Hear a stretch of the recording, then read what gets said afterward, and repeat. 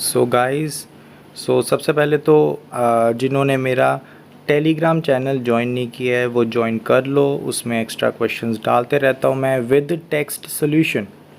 And बात करते हैं आज की वीडियो की। तो आज की वीडियो बेस्ड है रिवीजन पर्पस से। ठीक है, तो IIT JEE 2007 पेपर 1 के जो पहले 9 क्वेश्चंस हैं, पहले 9 क्वेश्चंस हैं जो कि सिंगल आंसर टाइप के क्वेश्चंस है। ठीक है, MCQ टाइप के, सिंगल करेक्ट टाइप के जो सवाल है उनको हम रिवाइज़ करने वाले हैं, उनके सॉल्यूशंस देखने वाले हैं और कुछ अच्छी अच्छी थ्योरी भी बताता रहूँगा साथ में। तो ये एक ओवरऑल रिवीजन पर्पस की वीडियो है। मैं चाहता हूँ कि डिस्क्रिप्शन में इस पेपर का ऑफिशियल जो PDF है उसका लिंक मैंने दिया हुआ है एंड वहाँ से आप मैथमेटिक्स सेक्शन के पहले 9 क्वेश्चंस अटेम्प्ट कर लो और फिर इस वीडियो को देखो किसी पेन पेपर के साथ, ताकि आप इम्पॉर्टेंट चीज़ें हाईलाइट कर सको, मार्क कर सको और अपने पास संभाल के रख सको। सो आई होप सो कि तुमने ये सब कुछ कर लिया होगा और शुरू करते हैं अपनी वीडियो के साथ। सो गाइस, यहाँ पर हम शुरू करते हैं अपने IIT JEE 2007 के क्वेश्चंस के साथ। तो देखो यार, यहाँ पे मैंने काफ़ी सॉल्विंग ऑलरेडी कर चुका हूँ। तो मैं होप करता हूँ कि आपने IIT JEE 2007 के सिंगल करेक्ट टाइप के जो सवाल है वो आपने कर लिए होंगे। ठीक है, एक बार देख तो लिए होंगे एटलीस्ट। तो यहाँ पर हम शुरू कर सकते हैं with the discussion of these questions. तो 9 क्वेश्चंस थे, है ना, तो इनके बारे में हम डिस्कस कर लेते हैं और कहीं ना कहीं रिवीजन पर्पस से आपकी काफ़ी अच्छे से ओवरऑल ग्रोथ होगी, है ना। तो चलो शुरू करते हैं। यहाँ पे देखो, पहला सवाल बहुत ही सिंपल है। पहला सवाल कह रहा है कि ये एक क्वाड्रेटिक इक्वेशन है, ये दूसरी क्वाड्रेटिक इक्वेशन है, उनके रूट्स गिवन है। तो जब आप रूट्स का सम और प्रोडक्ट निकालोगे, है ना, तो ये 3 इक्वेशंस मिल जाएंगी, है ना। आप देख सकते हो ये 3 इक्वेशन है ना, alpha plus beta equal to P, alpha into beta equal to R और alpha by 2 plus 2 beta equal to Q। तो आपको क्या करना है, सिंपल है, ये पहली इक्वेशन है, इस पहली इक्वेशन और लास्ट वाली इक्वेशन को सॉल्व कर लो, अल्फ़ा बीटा की वैल्यू निकाल लो और R की वैल्यू निकालनी है हमने क्वेश्चन में। तो अल्फ़ा बीटा की वैल्यू निकल जाएगी तो R की वैल्यू निकल जाएगी। तो यहाँ पे सिंपली मैंने पहली वाली इक्वेशन को 2 से मल्टीप्लाई किया, यहाँ पे माइनस किया, आराम से आंसर निकल गया। अल्फ़ा बीटा की वैल्यूज़ निकल गई, ये पहली वैल्यू, ये वैल्यू, दोनों को रख दिया, आंसर आ गया, है ना। तो काफ़ी एक स्ट्रेट फॉरवर्ड सा सवाल है, बहुत ही स्ट्रेट फॉरवर्ड सा सवाल है एंड आई होप सो कि ये सवाल तो सबने कर लिया होगा। ठीक है, तो ये रिवीजन पर्पस से तो अच्छे ही रहते सवाल, है ना, कन्फ्यूजन तो नहीं हुई होगी इस सवाल में। ये रहा हमारा सेकंड क्वेश्चन। ठीक है, तो सेकंड क्वेश्चन, इस पे मैं चाहता हूँ ना आप थोड़ा सा मार्क कर लो, it is a base question. ठीक है, इसके जैसा क्वेश्चन 2018 JEE एडवांस में आया है एंड 2024 JEE एडवांस में आया है। ठीक है, तो दोनों JEE एडवांसेस में ये आया है इस टाइप का सवाल। 2018 में थोड़े से क्वेश्चन स्ट्रेट फॉरवर्ड था, ऐसे जैसी फॉर्म थी, लेकिन ऑप्शंस अच्छे थे। 2024 में फॉर्म थोड़ी बदल दी, ऑप्शन सिंपल रख दिए, है ना। तो कहीं ना कहीं बहुत ही इंपॉर्टेंट टाइप है, तो इसको स्टार मार्क कर लो। ठीक है, एंड आई होप सो कि आप एक पेज या पेन पेपर लेकर बैठे होगे, है ना, और मार्क कर सकते हो कि इम्पॉर्टेंट टाइप्स हैं। ठीक है, तो ये जो इम्पॉर्टेंट टाइप है इसको हमें सॉल्व कैसे करना होता है वो देख लेते हैं। देखो यहाँ पर सिंपली हमें गिवन क्या होता है क्वेश्चन में, f एक डिफरेंशिएबल फंक्शन है, ठीक है, एंड ये एक फॉर्म गिवन होती है हमें, और फिर हमें बोला जाता है कि f ऑफ x फंक्शन निकाल दो, या फिर f ऑफ x फंक्शन के बारे में कुछ ऑप्शंस बना देते हैं ना। तो देखो यहाँ पर मैंने एक मेथड से सॉल्व किया। वैसे इसको करने के 2 मेथड है, दूसरा मेथड मैं बस आपको बता दूंगा, आपको समझ आ जाएगा। पहला मेथड सीख लो पहले। पहला मेथड ये है कि आपने न्यूमरेटर में 2 टर्म्स ऐड कर दी और एक टर्म ऐड कर दी और सब्ट्रैक्ट कर दी ना। तो ये t वाली आपने ऐड कर दी और सब्ट्रैक्ट कर दी। अब इसको करने का फ़ायदा क्या हुआ, जब आप ग्रुपिंग करोगे, ठीक है, आप देख सकते हो आपने ग्रुपिंग कर दी, तो ये पहली जो टर्म है ब्रैकेट में, ये फर्स्ट प्रिंसिपल डेरिवेटिव वाली फॉर्म है, क्योंकि यहाँ पे लिमिट लगी हुई है। ठीक है, जिनको फर्स्ट प्रिंसिपल डेरिवेटिव वाली फॉर्म याद नहीं, उनको याद करा दूँ, f of x plus H होता था t की जगह ना, t की जगह x प्लस एच रख दो तो सेम ही फॉर्म बन जाएगी, है ना। एंड यहाँ पे दूसरी तरफ आप देख सकते हो एक फैक्टर कैंसिल हो जाएगा, क्योंकि ये आपके पास एक फार्मूला होता है ना। तो बहुत ही सिंपल तरीके से देखो, यहाँ पे जब भी ये आपको फॉर्म दिखेगी ना, ये वाली फॉर्म, मोस्टली मैंने तो जितने भी देखे हैं इसके मैनिपुलेशंस, उन सब में लीनियर डिफरेंशियल इक्वेशन ही बनती है, और यहाँ पे भी वही बन रही है। तो ये एक्सप्रेशन कुछ ऐसा बन गया, काफ़ी सिंपल सा बन गया। यहाँ पे एफ डैश आ जाएगा अपने पास, है ना, और अपने पास जो ये है फंक्शन आ गया ना। तो यहाँ पे ये हमारे पास आ गई हमारी इक्वेशन, ठीक है। तो ये हमारी LDE है, लीनियर डिफरेंशियल इक्वेशन है, ठीक है। और इसको मैंने दिखा दिया कि ऐसे फॉर्म का है ना, वरना दिखती नहीं है ऐसी फॉर्म। तो ये लीनियर डिफरेंशियल इक्वेशन है, इसका इंटीग्रेटिंग फैक्टर निकाल लेते हैं, है ना। बहुत ही सिंपली आपने इंटीग्रेटिंग फैक्टर निकाल लिया होगा, ठीक है। तो इंटीग्रेटिंग फैक्टर में होता क्या है, e की पावर में हम इंटीग्रेशन करते हैं इसकी, ठीक है, जो मैंने हाईलाइट करा ना, इसकी इंटीग्रेशन करते हैं, वो हमारा इंटीग्रेटिंग फैक्टर। बाकी फिर हमें सोल्यूशन लिखना था, तो ये हमारे पास सोल्यूशन हो गया, ये हमारा सोल्यूशन है, ठीक है। तो ये हमारा सोल्यूशन हो गया इस डिफरेंशियल इक्वेशन का, जो कि बहुत ही आसानी से लिख सकते हैं। यहाँ पे y इंटू ये हमारा इंटीग्रेटिंग फैक्टर हो गया, एंड यहाँ पे हमारे पास आ जाता है कि जो हमारा इंटीग्रेटिंग फैक्टर है इंटू कौन सी टर्म, इंटू में कौन सी टर्म होती है, ये वाली, ठीक है ना। तो ये वाली अपनी ये वाली टर्म हो गई। तो हमने इसको मल्टीप्लाई करा और इंटीग्रेट करना होता है, ईजी तरीके से आंसर निकलता है। सिंपल सॉल्विंग आपके सामने मैंने की है। y हमारे पास गिवन था कि 1 वैल्यू डालोगे तो 1 आंसर आएगा, तो वो बहुत ही सिंपली हमने पुट किया, आंसर निकल गया, ठीक है। तो काफ़ी एक स्ट्रेट फॉरवर्ड सा सवाल है, लेकिन मेरे को इसलिए पसंद है क्योंकि यार ये बार बार रिपीट हुआ है JEE एडवांस में, तो कहीं ना कहीं इसकी मैनिपुलेशंस करनी बहुत ज़रूरी है, इसकी प्रैक्टिस करनी बहुत ज़रूरी है। और ये रिपीट इसलिए भी हो रहा है क्योंकि इसकी जो फॉर्म है वो बहुत ही अच्छी है, और हो सकता है कि मैं इसकी थोड़ी जनरलाइज्ड फॉर्म का आपको एक फार्मूला बना के दूँ, एक डेरिवेशन करवाऊँ, ताकि आप थोड़ा और खुल के सोच सको, है ना। चलते हैं हमारे नेक्स्ट सवाल पे। तो यहाँ पर हमारे पास जो सवाल है वो बहुत ही इंटरेस्टिंग है, क्योंकि ये प्रोबेबिलिटी का है, और ये प्रोबेबिलिटी आपकी 10th वाली नहीं है, 11th वाली नहीं है, ये है 12th वाली। और मेरे हिसाब से कुछ बच्चे होंगे जिन्होंने इसको कर लिया होगा, लेकिन ज़्यादातर बच्चों ने नहीं किया होगा मेरे हिसाब से। तो अगर कर लिया तो बढ़िया है, नहीं किया तो अगर आपने नहीं किया तब भी मैं आपको इसको करना सिखा दूँगा, बहुत ही सिंपल है। तो देखो सवाल क्या कह रहा है, 1 Indian 4 American men and their wives are to be seated randomly around a circular table. Then the conditional probability जिनको नहीं पता एक सब टॉपिक है, और इसका एक डायरेक्ट फार्मूला होता है जो कि मैंने लिखा हुआ है, लेकिन आपको मैं बिना फार्मूले के भी करवा के दिखाऊंगा। That the Indian man is seated, conditional probability that the Indian man is seated adjacent to his wife given that each American man is seated adjacent to his wife. अब यहाँ पर हमारे पास जो स्ट्रेट फॉरवर्ड मेथड है जो book में given है, वो क्या है कि हम दो स्टेटमेंट सेलेक्ट कर लेते हैं। एक तो है Indian man is seated adjacent to his wife, और बाकी है each American man is seated adjacent to his wife, ठीक है। तो जो भी मतलब रिस्पेक्टिव वाइफ्स हैं वो अपने रिस्पेक्टिव हस्बैंड्स के साथ है, वो वाली स्टेटमेंट्स हमने ले ली। तो यहाँ पर ना कंडीशनल प्रोबेबिलिटी का जो बेसिक फंडा है वो मेरे से ध्यान से सुन लो।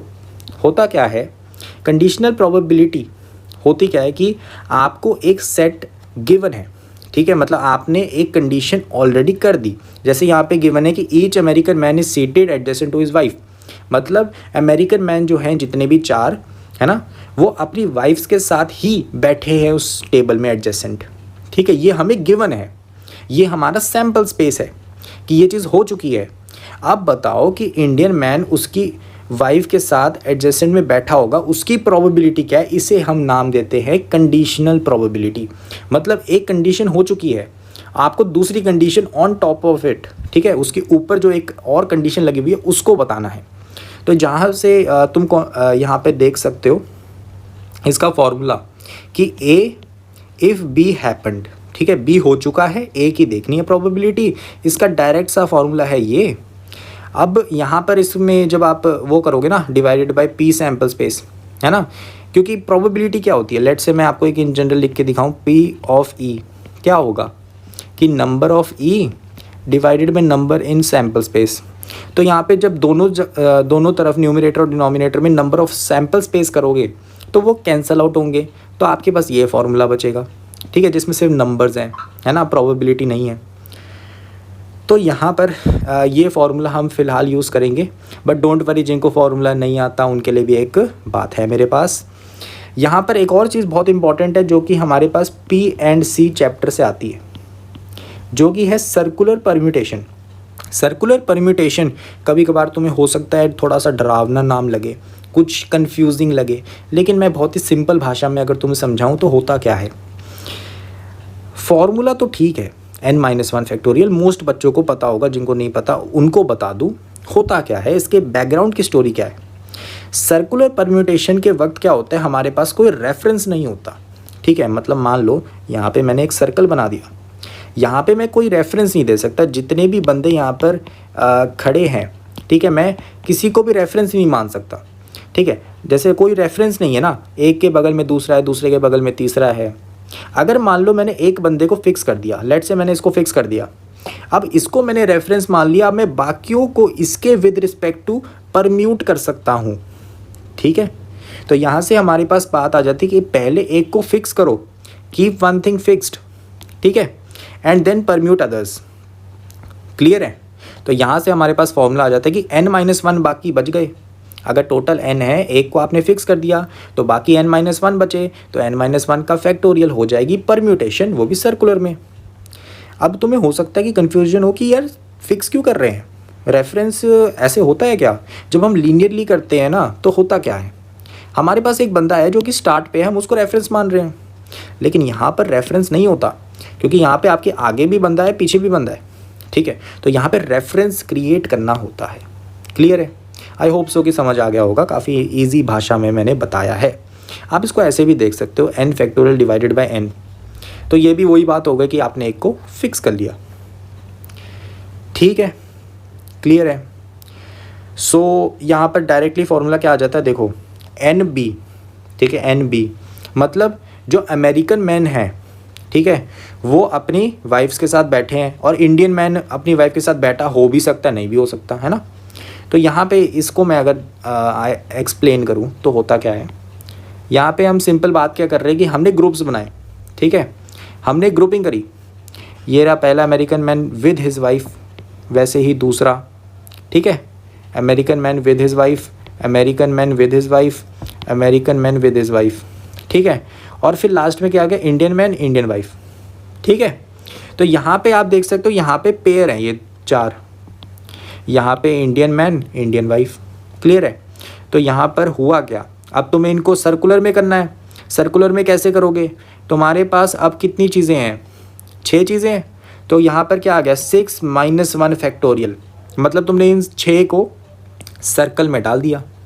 ठीक है, यहाँ पे मान लो ऐसे आ गए, यहाँ पे अपने पास ऐसे आ गए, लेट से। अब बात ये होगी कि यार ये तुमने ग्रुप बनाए थे अमेरिकन मैन और उसकी वाइफ के, तो उनकी भी तो परम्यूटेशन होगी आपस में। जो ये ग्रुप को अगर मैं जूम करूं, इसके अंदर तो 2 बंदे बैठे होंगे, एक आगे एक पीछे, तो हो सकता है ये आगे आ जाए, ये पीछे चले जाए, है ना। तो इसके भी 2 फैक्टोरियल वेज होंगे, एंड ऐसे 4 ग्रुप्स हैं, तो यहाँ पे क्या आ गया, 2 फैक्टोरियल की पावर 4। क्लियर है? तो ऐसे क्वेश्चन आपने काफ़ी करे होंगे, लेकिन सर्कुलर में ऐसे सवाल हो सकता है आपने कम करे हों, तो इसलिए मैं काफ़ी डिटेल में एक्सप्लेन कर रहा हूँ। अच्छा देखो, अगला वाला केस देखो, अगले वाले केस में क्या कहा, क्या डिफरेंट है। अगला वाला केस हमारा क्या है, अगला वाला केस है हमारा A इंटरसेक्शन B, मतलब अमेरिकन मैन और उनकी जो रिस्पेक्टिव वाइफ्स हैं वो तो ग्रुप में बैठे ही हैं, एडजेसेंट बैठे ही हैं, लेकिन जो इंडियन मैन है और उसकी वाइफ है वो भी एडजेसेंट बैठे हैं, है ना। तो यहाँ पे क्या होगा, यहाँ पे तो भाई ग्रुप बने हुए हैं हर एक के, ठीक है, ये 4 अमेरिकन हो गए, ये इंडियन वाला हो गया, तो यहाँ पे क्या हुआ, 5 हैं, तो 5 को तो मुझे वही सर्कुलर परम्यूटेशन में रख दूंगा 5 को। ठीक है, तो वो क्या आ जाएगा, 5-1 फैक्टोरियल। फिर वो एक एक ग्रुप है, उसमें 2 बंदे बैठे हैं, एक आगे हो सकता है एक पीछे हो सकता है, 2 फैक्टोरियल आएगा, 5 ग्रुप हैं, 2 फैक्टोरियल की पावर 5, है ना। तो सिंपल सा फंडा चला, आपने दोनों को डिवाइड में रख दिया, आंसर आ गया 2/5। क्लियर है? बहुत ही सिंपल, बहुत ही इंटरेस्टिंग, लेकिन ऐसे हम छोड़ेंगे नहीं। हमने अभी तक चैप्टर नहीं पढ़ा, कुछ ने चैप्टर नहीं पढ़ा, तो चलो भाई, बिना चैप्टर की नॉलेज के सिर्फ कंडीशनल प्रोबेबिलिटी का आपने बेसिक फंडा देखा और आपको सर्कुलर परम्यूटेशन भी नहीं पता मान लो, फिर भी इस सवाल को कैसे करेंगे? देखो सिंपल, बहुत सिंपल। सिंपल सोचो, एक कंडीशन पकड़ लो। अच्छा, तो मतलब अमेरिकन मैन और उसकी वाइफ साथ में बैठे, ये हमें गिवन है। देखो ये रहा अमेरिकन मैन, उसकी वाइफ, अमेरिकन मैन, उसकी वाइफ, अमेरिकन मैन, उसकी वाइफ, अमेरिकन मैन, उसकी वाइफ। क्लियर है? ये रहा इंडियन मैन। अब इंडियन वाइफ जो होगी उसके पास चॉइसेस कितनी, कहाँ पे जाके वो बैठ सकती है। हो सकता है कि वो यहाँ पर आ जाए, हो सकता है वो यहाँ पर आ जाए, हो सकता है वो यहाँ पर आ जाए। क्या यहाँ पर आ सकती है? नहीं, क्योंकि वो ये दोनों तो एडजेसेंट है, ये तो हमें गिवन है ना, ठीक है ना। वो यहाँ पर आ सकती है, यहाँ पर नहीं आ सकती, यहाँ पर नहीं आ सकती, यहाँ पर आ सकती है। तो कितने हो गए? मैं अगर रिमूव करूं, जो कि मैंने एक्स्ट्रा ड्रॉ करे समझाने के लिए, इसको मैंने रिमूव कर दिया, इसको रिमूव कर दिया, इसको रिमूव कर दिया, तो आपको दिख रहा है 5 एरो बने हैं। तो टोटल पॉसिबिलिटी कितनी है? 5। सही बात है। और अगर वो मान लो कि इसमें से या तो इस एरो को चूज़ कर लिया उसने या फिर इस एरो को चूज़ कर लिया, तो 2 पॉसिबिलिटी है कि वो इंडियन मैन के बगल में होगी, एडजेसेंट होगी, या तो लेफ़्ट से या राइट से। तो यहाँ से आ गया 2।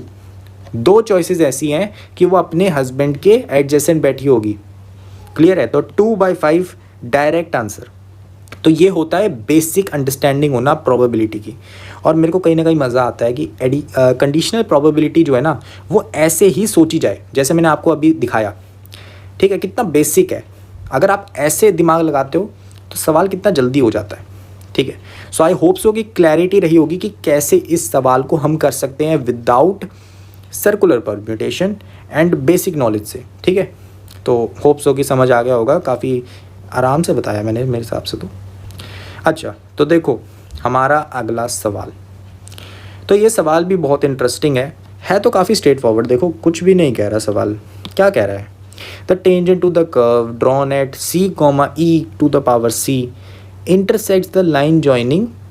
एक एक्स एक्सिस में माइनस कर दिया, एक एक्स एक्सिस में प्लस कर दिया। अब बोला यार लेफ्ट में कट कर रहा है, राइट में कट कर रहा है, नो पॉइंट है या फिर एट ऑल पॉइंट्स है। ठीक है, तो यार देखो मुझे तो पता है कि यार कहीं ना कहीं एक्सपोनेंशियल ग्राफ है। ठीक है, तो चांसेस तो यार सी और डी ऑप्शंस के तो बिल्कुल भी नहीं है। ठीक है, और सिंगल करेक्ट का सवाल है तो लेफ़्ट में होगा या राइट में होगा। पहला मेथड तो आपके सामने है, y गिवन है, स्लोप निकाल लो टेंजेंट की, स्लोप निकालिए टेंजेंट की इक्वेशन लिखो, लाइन की इक्वेशन लिखो जो c1 c-1 और c+1 से जा रही है, दोनों को सॉल्व करो। ये तुम्हारे पास एक एक्सप्रेशन आएगा, उसको लेस देन 0 प्रूफ करो, फिर आंसर निकालो। लंबा है ना मेथड, लंबा है मेथड, है ना। अब देखो इम्पॉर्टेंट, देखो मेरे हिसाब से तो पहला मेथड तो बहुत इजी है, ये तो सबको क्लिक कर जाएगा। लेकिन मैं चाहता हूँ दूसरा मेथड देखो, बहुत बहुत बहुत बढ़िया है। मज़ा आ गया मेरे को ना जब देखा मैंने ये मेथड ना, थोड़ा ट्राई करके। देखो इसमें हम क्या कर रहे हैं, स्लोप को कंपेयर कर रहे हैं और ये काफ़ी सिंपल है, पहले वाले से तो काफ़ी सिंपल है। यहाँ पे हमने क्या करा, देखो ई की जो सी वाला पॉइंट था ना, x इक्वल टू सी वाला, वो वाला की स्लोप तो यार ई सी हो जाएगी ना। और जो slope of the line passing through c-1 और c+1 है वो तो हमने निकाल ली, वो आ गई ये। अब मैं चाहता हूँ यार दोनों स्लोप को ना कंपेयर कर लो। ठीक है, दोनों स्लोप्स को कंपेयर कर लो तो आपको पता लग जाएगा कि वो लेफ़्ट में है कि राइट में है। अच्छा, मैंने अगर तुम्हें ये नहीं समझ आया कि लेफ़्ट में राइट में ये कैसे पता लगेगा, पहले मैं चाहता हूँ कि आप कंपेयर कर लो, कंपेयर करने के बाद बात करते हैं ना। तो कंपेयर कैसे करेंगे, मैंने देखा यार एक फैक्टर है, ये फैक्टर है ना, मतलब डिफरेंस यही है, e⁻c है, यहाँ पे e⁻c है, लेकिन ये वाला फैक्टर है, ये ग्रेटर देन 1 है कि लेस देन 1 है, ये मेरे को देखना पड़ेगा, तभी मैं बताऊँगा कि कौन सा बड़ा है। ठीक है, तो मैंने यहाँ पे इसको फॉर्म चेंज करी, मैंने इसको ऐसे लिख दिया। अब क्योंकि पता है e 2.71 होता है, e² 7 पॉइंट समथिंग होगा, e² -1 6 पॉइंट समथिंग होगा, 2e 5 पॉइंट समथिंग होगा, तो बहुत ही माइन्यूट डिफरेंस से मुझे पता लग गया ये ग्रेटर देन 1 है। अगर ये फैक्टर ग्रेटर देन 1 है, ये वाला फैक्टर देख रहे हो, ये ग्रेटर देन 1 है, तो इसका मतलब लाइन पासिंग थ्रू दिस, इसकी स्लोप ज़्यादा है। अगर स्लोप ज़्यादा है लाइन की then slope of the tangent, तो क्या होगा, लेफ्ट में कट करेगा, लेफ्ट में कट करेगा। अब देखो यार, ये समझना बहुत ही सिंपल है ग्राफिकली। यहाँ पर तुम ग्राफ देख सकते हो, टेंजेंट जो है उसकी स्लोप कम है और इसकी स्लोप ज़्यादा है, तो क्या होगा, ये थोड़ी अपवर्ड होगी, है ना, जो लाइन है वो टेंजेंट से थोड़ी ऊपर होगी। तो चांसेस नहीं है, चांसेस ये हैं कि अगर स्लोप इसकी ज़्यादा है, ठीक है, ये जो लाइन है इसकी ज़्यादा है, तो ये एज एक्स इज इंक्रीजिंग ये डाइवर्ज करेगी फ्रॉम टेंजेंट, ठीक है। तो यहाँ पर सिंपल सी बात आती है कि यार स्लोप इसकी ज़्यादा है, इसकी कम है, ये मीट करेंगे पीछे लेफ्ट में, ठीक है ना। तो यार मेरे हिसाब से तो काफ़ी क्लियर रहा होगा कि स्लोप कंपैरिजन से ये सवाल कितना सिंपल हुआ है, और कहीं ना कहीं मैं चाहता हूँ आप इसको मार्क कर लो, ठीक है, मैं चाहता हूँ इसको मार्क कर लो, इस तरीके को याद रखना, ठीक है। मतलब ये बेसिक एप्लीकेशंस हैं जो आपको स्ट्रेट लाइन की पता होनी चाहिए, ठीक है। वैसे तो मेरे हिसाब से मेरे को थोड़ा इंट्यूशन भी आया था कि यार एक्सपोनेंशियल है कोई सी, है ना, तो यार कहीं ना कहीं मुझे इंट्यूशन भी आ रहा था कि लेफ़्ट को ही होना चाहिए, क्योंकि वो यार स्लोप ज़्यादा होगी, वो अपवर्ड जाएगा ज़्यादा, है ना, एज़ कम्पेयर टू एक्स, ठीक है। यहाँ पे जो ये एक्स है इसमें डिफरेंस तो सिर्फ c+1 ही, इसमें तो 1 का डिफरेंस है, लेकिन जो y का डिफरेंस है ना, यहाँ से ये y का डिफरेंस है, it would be greater than 1, ठीक है, तो बढ़ता जाएगा डिस्टेंस। तो कहीं ना कहीं मुझे अंदाज़ा था कि यार लेफ़्ट में ही आना चाहिए, इंट्यूशन भी इसमें थोड़ा बहुत चल सकता है अगर आपको क्लिक करें, है ना। ओके, तो यहाँ पर हम चलते हैं अपने नेक्स्ट सवाल पे। ये सवाल हमारा फिर एक और बार एक बेस क्वेश्चन है, इससे तो मैं थ्योरी भी पढ़ा सकता हूँ। बेस क्वेश्चन किसका है, लेबनिज़ रूल का, ठीक है। तो लेबनिज़ रूल का एक बेसिक सा सवाल है। देखो कुछ भी नहीं करना, यहाँ पे हमने क्या करा, लॉपिटा रूल लगाया, ठीक है। तो यहाँ पे सिंपल सी बात है यार, x = π/4 है, तो यहाँ पे 2 से 2 तक लिमिट जा रही है ना, और डिनोमिनेटर भी 0 है, 2 से 2 तक इंटीग्रेशन की लिमिट्स जाएंगी, तो वो तो 0 ही हो जाएगा एरिया। तो 0/0 वाली फॉर्म है। लेबनिज़ रूल तो छोड़ो, पहले लॉपिटा रूल लगेगा, 0/0 है। फिर तुम देख रहे हो यार ऊपर इंटीग्रेशन है, इंटीग्रेशन की डिफ्रेंशिएशन कैसे करें जब वेरिएबल लिमिट्स हों, वो तो आपका लेबनिज़ रूल सिखा देगा, है ना। तो लेबनिज़ रूल क्या होता है, उसका फॉर्मूला मैं आपको दिखा दूँ। ये देखो भाई, θx φx, तो यहाँ पे हमने क्या करा, डिफ्रेंशिएशन करा विद रिस्पेक्ट टू x, जो कि यहाँ पर है, लिमिट्स में है, इंटीग्रेशन में नहीं है। इंटीग्रेशन में x अगर आ जाए उसका फॉर्मूला अलग होता है, जो कि आपको जानने की ज़रूरत नहीं है, क्योंकि आपके सिलेबस के अकॉर्डिंग कभी ऐसा सवाल आने के चांसेस नहीं है, ठीक है, क्योंकि वो पार्शियल में चले जाता है, पार्शियल डेरिवेटिव्स में, वो आपके सिलेबस में इतना अच्छे खासे नहीं है।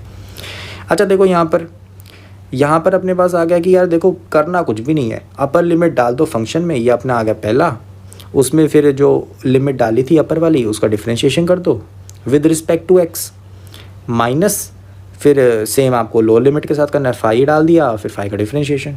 बहुत सिंपल है फॉर्मूला, इस फॉर्मूले को नोट कर लो जिन्होंने नहीं किया, ठीक है, कर लोगे पॉज करके। ओके, तो देखो यहाँ पे सवाल देखो शुरू होते ही ख़त्म हो गए। यहाँ पे डिफ्रेंशिएशन करी होगी, यहाँ पे सबसे पहले अपर लिमिट पुट हो गई, और यहाँ पे अपर लिमिट का डिफ्रेंशिएशन हो गया, जो कि कुछ ऐसा आ रहा है, एंड यहाँ पर -0 है, जो कि मैंने दिखाया नहीं, क्योंकि यार देखो 2 है यहाँ पर ना लोअर लिमिट, तो यार 2 का भी तो डिफ्रेंशिएशन होगा, वो तो 0 ही आना है, तो यहाँ पे 0 बनना था सेकेंड टर्म, है ना।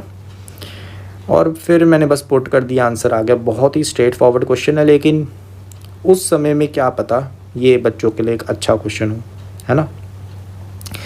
तो ये रहा हमारे पास हमारा नेक्स्ट सवाल। अब देखो यहाँ पे ये जो सवाल है काफ़ी ठीक ठाक है, ठीक है, तो चलो कर लेते हैं इसको। A hyperbola having transverse axis, transverse axis कौन सी होती थी, 2a वाली, है ना। ट्रांसवर्स एक्सिस की लेंथ 2a होती है, वो क्या गिवन है, 2 sin थीटा, तो a की वैल्यू sin थीटा आ गई, है ना। ए की वैल्यू साइन थीटा आ गई। तो मैं चाहता हूँ कि यार बी की वैल्यू पता लग जाए ना, तो आंसर निकल जाए। लेकिन इन्होंने बोला यार इलिप्स है, दोनों के कौन फोकल है। कौन फोकल मतलब, कौन फोकल मैं सोच रहा हूँ यार ये शब्द को ना आप कहीं पे मार्क करके रख लो यार, अच्छा शब्द है। कौन फोकल का मतलब क्या है कि ये जो इलिप्स है एक हाइपरबोला है, दोनों के फोकस पॉइंट्स सेम है, ठीक है ना, दोनों के फोकस पॉइंट्स सेम है। क्लियर है? अच्छा तो देखो भाई, सबसे पहले इलिप्स को हमने देखा, इलिप्स हमारा ये रहा, ए की वैल्यू निकाली, बी की वैल्यू निकाली, एसेंट्रिसिटी निकाली, फिर मैंने फोकस पॉइंट निकाला। फोकस पॉइंट क्या होता है, ए इंटू ई। देखो ये बेसिक से फॉर्मूले आपको तो आने चाहिए, ये तो एनसीईआरटी में भी गिवन होते हैं। तो देखो यहाँ पर हाइपरबोला की बात करने लग गए, फिर length of the transverse axis 2 sin theta. यहाँ पे मैंने कैपिटल यूज़ करा है ताकि कन्फ्यूजन ना हो, वहाँ पे स्मॉल था ना ए, यहाँ पे कैपिटल ए यूज़ कर लिया। ए इक्वल टू साइन थीटा, ये मैंने आपको अभी अभी ऊपर बता दिया था। यहाँ पे एसेंट्रिसिटी E1 मान ली, दोनों के फोकस पॉइंट सेम है तो वो इक्वल टू 1 आ गया। E1 की वैल्यू मेरे पास यहाँ से निकल गई, जिससे मैं B की वैल्यू निकाल सकता हूँ। B की वैल्यू cos थीटा आ गई। क्लियर है? तो यहाँ पे मैं एक और चीज़ आपको नोट करवाना चाहता हूँ, यहाँ पर आप देख सकते हो 1 + b² है ना, ये एसेंट्रिसिटी का फॉर्मूला है हाइपरबोला का, इसको याद रखो। ठीक है, रिवीजन कर रहे हैं, रिवीजन करने के वक्त हमें ये चीज़ें ध्यान देनी चाहिए। 1 + b² है, यहाँ पर क्या है एसेंट्रिसिटी का फॉर्मूला, 1 - b² है, तो यहाँ पे माइनस है, वहाँ पे प्लस है। ध्यान रखना, b ऊपर आता है, a नीचे आता है, जब मेजर एक्सिस आपकी x एक्सिस है ना। ओके, तो यहाँ पर अपने पास क्या आ गया, हाँ बस सिंपल मैंने b पुट कर दिया ना इस इक्वेशन में, a तो पहले पता था, b पुट किया, आंसर निकल गया। तो काफ़ी स्ट्रेट फॉरवर्ड सा सवाल है, मेरे को ज़्यादा इंटरेस्टिंग नहीं लगा, बस मेरे को ये कौन फोकल दिखा ना, तो मुझे लगा कि यार डिस्कस कर लेते हैं, कहीं कन्फ्यूजन ना हो। ठीक है, सेम फोकल पॉइंट्स होते हैं। क्लियर है? अच्छा तो चलें हम अपने नेक्स्ट क्वेश्चन पे। देखो बहुत ही ईजी वे से हम रिवाइज़ कर रहे हैं, सिर्फ रिवीजन है, और मेरे हिसाब से ये सब चीज़ें आपको आती हैं, कुछ नया नहीं है यार। ठीक है, और अगर आपको इसमें भी कुछ ऐसी चीज़ें हैं जो डाउटफुल लग रही हैं, ठीक है, अभी तक हमने काफ़ी डिस्कशंस करी हैं, तो आप कमेंट में पूछो। मैं मोस्टली कमेंट्स का अच्छे से रिप्लाई करता हूँ कि कोई अगर तुमने छोटा मोटा कॉन्सेप्ट ही पूछ लिया, मैं उसको भी एक्सप्लेन कर देता हूँ। ठीक है, तो डोंट वरी, अगर आपको कुछ ज़्यादा ही प्रॉब्लम आ रही होगी, मैं वीडियो भी बना दूंगा किसी कॉन्सेप्ट पे। ठीक है, चलो, the number of distinct real values of lambda for which the vectors are coplanar. अब यार तुम लोग बोलोगे यार फिर से एक और चैप्टर जो पढ़ा नहीं, वेक्टर्स। ये तो मुझे मोस्टली यकीन है यार काफ़ी बच्चों ने नहीं पढ़ा होगा, क्योंकि ये बिल्कुल लास्ट में कराते हैं मोस्टली टीचर्स। एंड यहाँ पर मेन बात मैं ये कहना चाहता हूँ, देखो यार थोड़ा थोड़ा तुमने फिज़िक्स में पढ़ा वेक्टर्स, तो थोड़ा थोड़ा यार मैं ऐड ऑन कर देता हूँ और ये बहुत ही सिंपल हो जाएगा। बाकी जिनको मेरी एक्सप्लेनेशन समझ नहीं आएगी, देखो डरने की बात बिल्कुल नहीं है। वेक्टर्स को प्लेनर होने वाली जो ये कंडीशन मैंने यहाँ पर लिखी है डेटर्मिनेंट की फॉर्म में, ठीक है, आपको दिख रही है आपके पेज पे है ना, ये वाली जो फॉर्म है, ये मैं आपको दावे से कह सकता हूँ कि यार मतलब आपको पता लगनी ही है।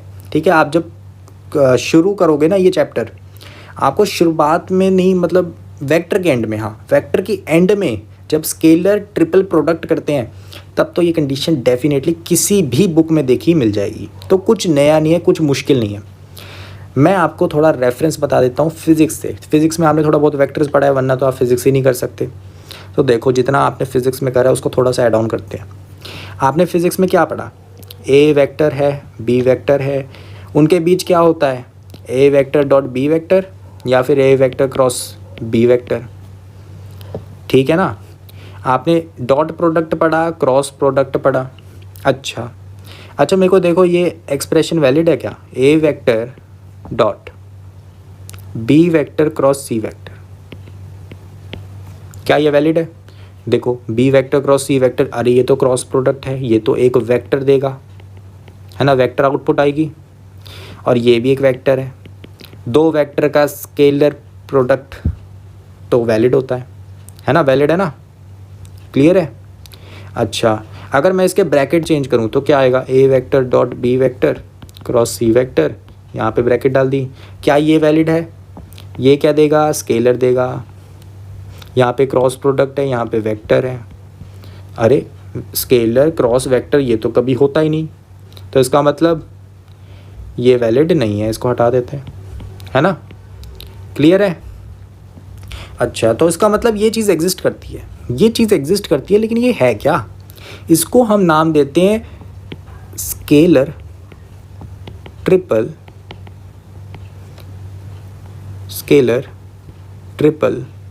प्रोडक्ट। तो यार स्केलर ट्रिपल प्रोडक्ट, लेकिन यार ये चीज़ है क्या? स्केलर ट्रिपल प्रोडक्ट, क्योंकि स्केलर इसकी आउटकम आती है, आउटपुट क्या है? स्केलर आएगी। ट्रिपल यार 3 वेक्टर्स हैं, प्रोडक्ट कर रहे हैं।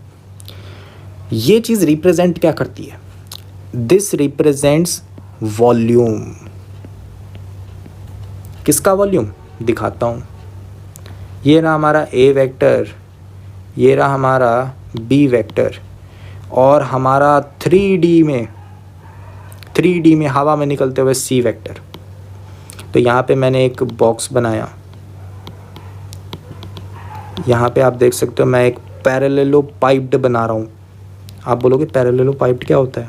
पैरेललोपाइप्ड होता है जब आप एक पैरेललोग्राम जो आपने पढ़ा होगा 10वीं में, उसको 3D में एक्सटेंड करते हो, या फिर मैं कहूँ एक रेक्टेंगुलर क्यूबॉइड रखा है, उसकी ऊपर वाली सतह जो है ना उस पर हाथ रखो, बेस को फिक्स रखो और एक झटका सा दो, जो पैरेललोटाइप्ड की जो बनेगी ना फिगर, उसको पैरेललोपाइप्ड कहते हैं। ठीक है, तो पैरेललोग्राम जैसा दिखेगा उसका हर एक फेस। ठीक है, हो सकता है 1-2 रेक्टेंगल भी दिखते हो, बट यहाँ पे मेन बात क्या है कि ये जो स्केलर ट्रिपल प्रोडक्ट है वो इस चीज़ की वॉल्यूम दर्शाता है। यहाँ पे देख सकते हो तीनों वेक्टर्स सेम प्लेन में नहीं है, तो अगर मुझे सेम प्लेन में लाने में क्या करूँगा? Volume equal to 0। तो ये जो डेटर्मिनेंट है ना, ये इस वॉल्यूम को ही रिप्रेजेंट कर रहा है। तो वॉल्यूम मैंने इक्वल टू 0 कर दिया। लो भाई, तो मैंने क्या करा? वॉल्यूम को 0 कर दिया, तो क्या होगा? सी वेक्टर घूम के ए वेक्टर बी वेक्टर के प्लेन में आ जाएगा, तो मैं कहूँगा कि तीनों वेक्टर कोप्लेनर हो गए। ठीक है, अगर जिन बच्चों को पता नहीं लगा, मैंने भी मिस कर दिया, कोप्लेनर होते हैं वो वेक्टर्स, मतलब मान लो 3 वेक्टर्स हैं, तो वो कोप्लेनर तब होंगे जब वो तीनों एक सिंगल प्लेन के अंदर आ जाएं। ठीक है, तो यहाँ पे बस डेटर्मिनेंट सॉल्व किया आगे, मतलब आपको कुछ भी नहीं करना होता। ये जो 3 वेक्टर्स है ना यहाँ पे गिवन, इनके कॉरस्पॉन्डिंग जो क्या कहते हैं एलिमेंट्स हैं, उनको मैट्रिक्स में रख दो। ठीक है, उसका डेटर्मिनेंट लो इक्वल टू 0। तो ये एक फॉर्मूला होता है वॉल्यूम का, और आप सीख लोगे यार। मतलब आपने ये पढ़ा होगा ना, जैसे ये B vector cross C vector है, इसका एक ऐसे ही बनता है ना, यहाँ पे जो पहली रो होती है आई जे के होती है, बस आपने ए वेक्टर वाले जो कंपोनेंट्स है वो आई जे के में डॉट प्रोडक्ट कर दिया, तो वो रिस्पेक्टिव आ गए। ऐसे याद कर लो। क्लियर है बात? ये बात समझ आ गई होगी कि क्रॉस प्रोडक्ट है ना बी वेक्टर सी वेक्टर, तो पहली रो क्या होती है क्रॉस प्रोडक्ट में? डेटर्मिनेंट ही लेते हो उसमें भी, तो आई जे के होती है पहली रो। तो पहली रो में आपने क्या करा है? ए वेक्टर डॉट करा है, तो ए वेक्टर के एलिमेंट्स घुसा दो आई जे के की जगह, बस ऐसे याद रखो, याद हो जाएगा। एंड यहाँ से फिर हमारे पास लैम्डा की वैल्यू निकल जाती है, और डिस्टिंक्ट वैल्यूज़ पूछी थी तो वो आंसर 2 आ जाता है। क्लियर है? तो सवाल तो काफ़ी इजी है, बस थोड़ा सा बैकग्राउंड पता होना थोड़ा टफ लगा मुझे, क्योंकि आपने चैप्टर नहीं करा ना, मोस्ट प्रोबेबली चैप्टर नहीं करा होगा अभी। अच्छा, एक बहुत ही मस्त सवाल है मेरे हिसाब से, तो हमारा सेकंड लास्ट सवाल है ये। तो ये सवाल है हमारा कॉम्प्लेक्स नंबर्स का। सवाल काफ़ी सिंपल है। A man walks a distance 3 unit from the origin north east. तो यहाँ पे ए वेक्टर मैंने आपको दिखा दिया, ए वेक्टर कैसा है? नॉर्थ ईस्ट जा रहा है ना। क्लियर है? तो यहाँ पे मैं थोड़ा सा अनडू कर दूँ, मैंने यहाँ पे गलत कर दिया थोड़ा सा, है ना। तो यहाँ पे ए वेक्टर देख सकते हो नॉर्थ ईस्ट जा रहा है। बी वेक्टर क्या है? फिर 3 यूनिट चले गया वो, फिर उसने बोला यार वहाँ से नॉर्थ वेस्ट जा रहा है वो 4 यूनिट, तो वो चले गया बी वेक्टर। क्लियर है? अब आप बोलोगे यार कॉम्प्लेक्स नंबर का सवाल है तो आपने ये क्यों कर दिया ए वेक्टर बी वेक्टर, उसके बारे में बात करते हैं। तो यहाँ पे अपने पास आ गया then the position of P in the Argand plane. Argand plane है कॉम्प्लेक्स नंबर, ठीक है। वेक्टर क्यों करें? ये ही तो बात है। कॉम्प्लेक्स नंबर को जितना आप वेक्टर की तरह देखोगे उतनी सिंप्लिसिटी लगेगी। यहाँ पे देखो पोजीशन ऑफ पी क्या होगा, पी की पोजीशन क्या होगी, A vector plus B vector. Directly हमारे पास क्या आ जाएगा, मैं अगर रेड पेन से आपको दिखाऊं, हमारे पास ए वेक्टर प्लस बी वेक्टर क्या आ जाएगा, रिजल्टेंट। सही बात है। तो यार सिंपल सी बात है, ए वेक्टर प्लस बी वेक्टर कर दिया, पोजीशन ऑफ पी मिल जाएगा मुझे। तो यहाँ पे मैंने डायरेक्टली रखे 3π/4 आ गया था यहाँ पे आर्ग्यूमेंट, और मैंने π/2 प्लस π/4 रखा, आंसर निकल गया। है ना मस्त बात, बहुत सिंपल हो गया सवाल। तो आंसर हमारे पास आ गया, बहुत ही स्ट्रेट फॉरवर्ड है। आप देखो क्या सॉल्विंग है ये, कितना सवाल सिंपल है ना। तो चलो बात करते हैं इसी बहाने एक बहुत ही अच्छी थ्योरम की। This is rotation theorem in complex numbers. देखो कॉम्प्लेक्स नंबर्स में हम रोटेशन थ्योरम भी होती है, इसका यूज़ काफ़ी कम है, लेकिन जब होता है ना तो मज़ा आ जाता है यूज़ करके ना। इसका सवाल जो है वो मोस्टली आपको सेमी सर्कल या फिर partial arc of a circle उस तरीके से आपको दिख जाएंगे इसका सवाल, ठीक है। लेकिन प्योरली रोटेशनल थ्योरम का सवाल मेरे को आज ये IIT JEE 2007 में मिला। तो देखो यहाँ पर बात क्या है, ये रहा आपके पास डायग्राम, ठीक है। डायग्राम देख रहे हो, ये जो डायग्राम है ब्लैक कलर वाला, इसमें आप देख सकते हो 3 कॉम्प्लेक्स नंबर है, Z1, Z2, Z3, ठीक है। और ये तीनों कॉम्प्लेक्स नंबर के बीच में जो एंगल है वो है अल्फ़ा। तो यहाँ पे आप नोटिस करो, यहाँ पे हमारे पास जो डायरेक्ट फॉर्मूला है इस पूरी डायग्राम को रिप्रेजेंट करने का, वो मैंने यहाँ पर मार्क करके रखा है, ये वाला। क्लियर है। जो ये ब्लू बॉक्स में मैंने रेड से लिखा हुआ है, ये है आपकी रोटेशनल थ्योरम का फॉर्मूला।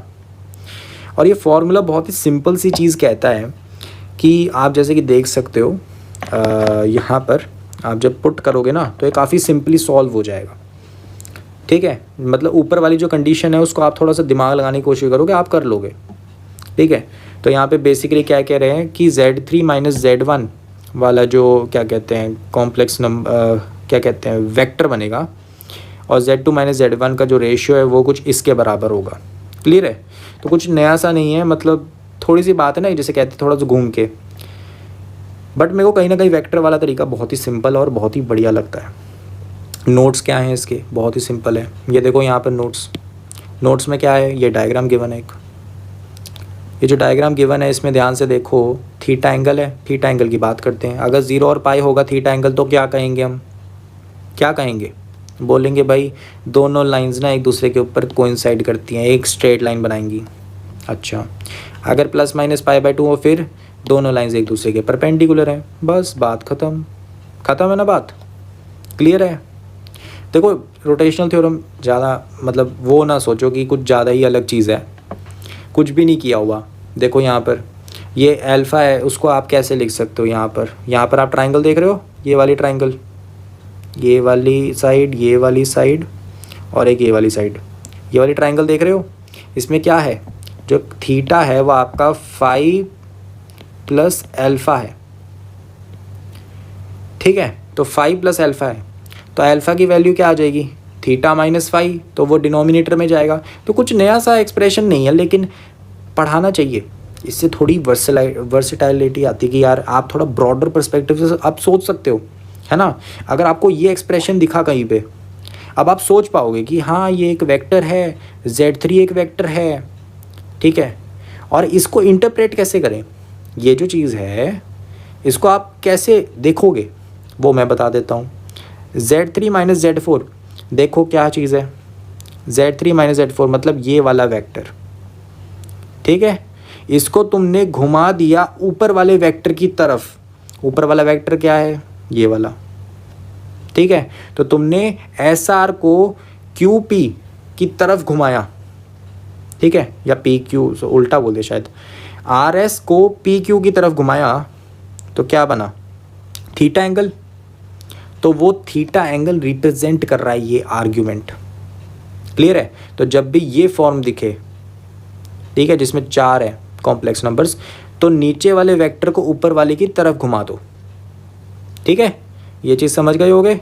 सो होपफुली आपके लिए ये चीज़ थोड़ी हेल्पफुल रही होगी समझने को। ऐसे सवाल आते हैं यार, JEE मेंस में भी आने लग गए अब तो, है ना। सो होपफुली आपको समझ आ गया होगा। और ये आपके लिए एक होमवर्क रहेगा कि ये जो सवाल है, ठीक है, ये वाला जो सवाल है कॉम्प्लेक्स नंबर का, इसको आपको इस फॉर्मूले से करना है, ठीक है। कर लोगे थोड़ा सोच के या फिर इसके थोड़ी मैनिपुलेशन करके, है ना। पर ये वेक्टर वाला तरीका आई विल प्रेफर इस सवाल के लिए।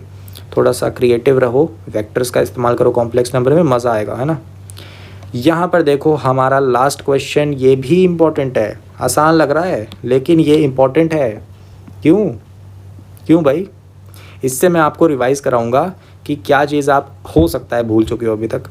तो देखो, number of solution of pair of equations. तो देखो यहाँ पे तुम्हारे पास 2 इक्वेशंस गिवन है एंड यहाँ पर मैंने किया क्या, मैंने किया भाई, पहले वाली इक्वेशन है उसमें मैंने कॉस का खोला फॉर्मूला साइन में, मैंने फिर सॉल्व किया, मेरे पास ये आंसर आया।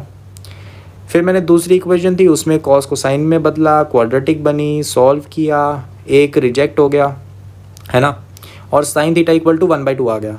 क्योंकि मैं दोनों को इंटरसेक्शन लूँगा कि दोनों इक्वेशन सेटिस्फाई हों, तो मेरे को कॉमन सोल्यूशन चाहिए, तो मेरे पास आ गया ये। और बहुत ही आसानी से, क्योंकि थीटा 0 से 2 पाई है, आंसर आ गया 2।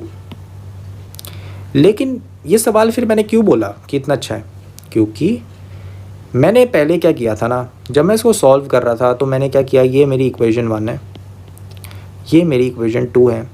ऐसा करो, दोनों को ऐड कर दो और सॉल्व करो। मतलब कॉस 2 थीटा को साइन थीटा में चेंज करो, जैसे यहाँ पे किया हुआ है ना, ये वाला किया हुआ है, ये वाला चेंज करो, दोनों को ऐड कर दो। जब मैंने दोनों को ऐड करके ये चेंज किया, क्वाड्रेटिक बनी, मैंने सॉल्व किया, मेरे पास क्या आया, मेरे पास आया sine theta equal to 1/2 and sine theta equal to 1।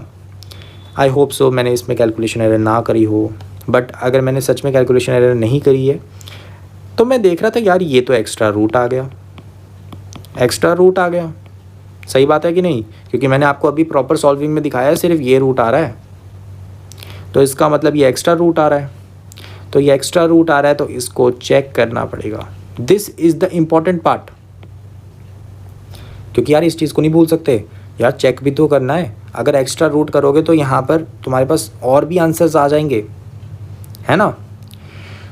तो बहुत ज़्यादा ज़रूरी है कि तुम यार इस चीज़ पर ध्यान रखो कि check solutions of trigonometric equations. Trigonometry की इक्वेशन दिखी, सॉल्व किया, नंबर ऑफ सोल्यूशन निकाल रहे हो या जो मर्ज़ी निकाल रहे हो, एक बार जब सोल्यूशन आता है उसको एक बार ओरिजिनल जो कि तुम्हें क्वेश्चन में गिवन होती है इक्वेशंस, उनमें पुट करके चेक करना बहुत ज़रूरी है। ये चीज़ मत भूलना, बहुत बड़ा ब्लंडर हो जाएगा। इजी से इजी सवाल भी आते हैं इस चीज़ पे, लेकिन ये चेक ना करने की आदत कभी कभार सच में बहुत बड़ा एरर दे देती है। एंड देखो यार, मार्क्स बहुत कीमती होते हैं जेईई एडवांस जैसे इम्पॉर्टेंट एग्ज़ाम में ना। सो आई होप सो कि तुम्हें ये वीडियो हेल्पफुल लगी होगी। और भी सवाल हम कवर अप करेंगे, लेकिन मोस्ट प्रोबेबली असर्शन रीज़न वाले जो सवाल हैं उनको हम स्किप करेंगे। क्यों?